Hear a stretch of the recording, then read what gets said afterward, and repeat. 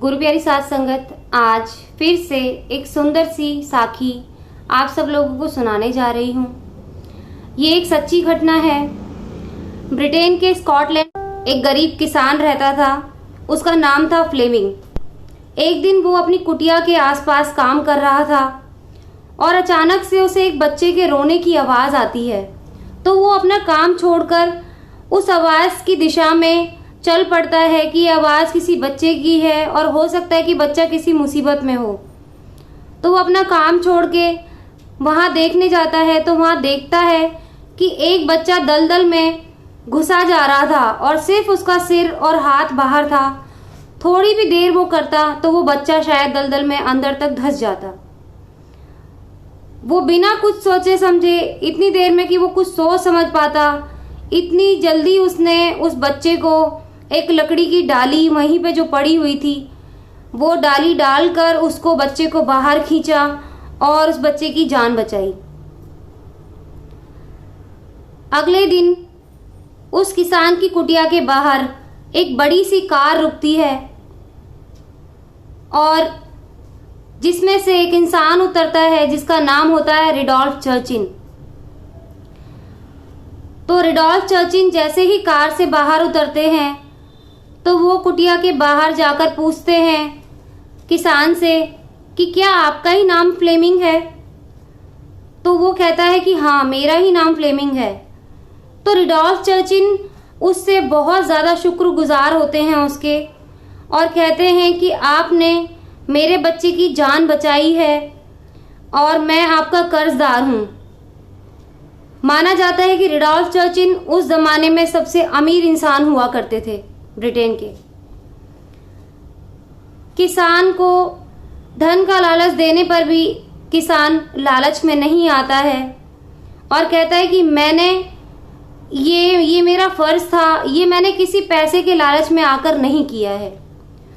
तो रिडोल्फ चर्चिल कहता है कि मैं कैसे आपका शुक्रिया अदा करूं। जब रिडोल्फ चर्चिल किसान से बात कर रहा होता है तो उसका बेटा पीछे से आकर रिडोल्फ चर्चिल को बड़े ही ध्यान से देखता है और उसकी बातें सुन रहा होता है। तो रिडोल्फ चर्चिल अपना कर्ज उतारने के लिए, एक शुक्रिया अदा करने के लिए फ्लेमिंग को कहते हैं कि ठीक है, तुम मुझसे कुछ लेना नहीं चाहते तो मुझे एक जिम्मेदारी ज़रूर दे दो कि आपका ये जो बेटा है इसकी पढ़ाई मैं वहाँ कराऊँ जहाँ मेरा बेटा खुद पढ़ रहा है। तो किसान ये सोचकर बड़ा खुश हो जाता है कि मैं तो अपने जीवन काल में अपने बच्चे को इतनी अच्छी पढ़ाई नहीं दे पाऊंगा, तो वो ये सोचकर कि मेरा बच्चा एक दिन बड़ा अच्छा इंसान बनेगा, पढ़ लिख कर कुछ बड़ा इंसान बनेगा, में जिंदगी में उसको धक्के नहीं खाने पड़ेंगे, तो किसान ये सोचकर उसको हाँ बोल देता है।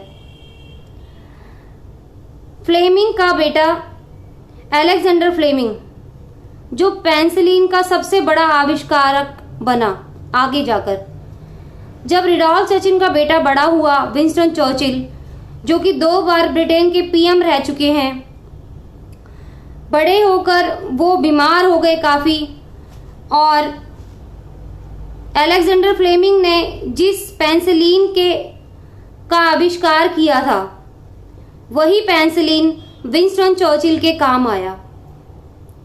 विंस्टन चर्चिल की जान अलेक्जेंडर फ्लेमिंग के उस आविष्कार ने बचाई। तो गुरु प्यारी साथ संगत कहते हैं कि परोपकार वापस लौटकर जरूर आता है। पहले फ्लेमिंग ने रिडोल्फ चर्चिल के बेटे की जान बचाई, फिर रिडोल्फ चर्चिल ने उसके बेटे को पढ़ाया और उसी की पढ़ाई उसके बच्चे की जान बचाने के फिर से काम आई। तो गुरु प्यारी साथ संगत, इस मुश्किल वक्त में सबसे ज़्यादा ज़रूरत है आप लोगों की दूसरों को। आप जितना भी आप दूसरे लोगों के काम आ सकते हैं उतना आए। कभी भी कंजूसी ना करें सेवा करने में। कभी ये ना सोचें कि मैं आज किसी के लिए खर्च कर रहा हूँ तो शायद मेरा कम हो जाएगा। परोपकार कभी कम नहीं होता, हमेशा परोपकार बढ़ता है। जिस प्रकार किसान का परोपकार किया हुआ आगे तक काम आया, उसके बेटे की लाइफ बन गई, जिंदगी बन गई और आगे फिर से चलकर विंस्टन चर्चिल की जान दोबारा से उसी ने बचाई। तो गुरु प्यारी साथ संगत, अच्छे कर्म करें, इस मुश्किल वक्त में एक दूसरे का साथ ना छोड़ें। जो भी ज़रूरतमंद दिखे उसकी ज़रूर सहायता करें। परमात्मा आपका ज़रूर भला करेगा।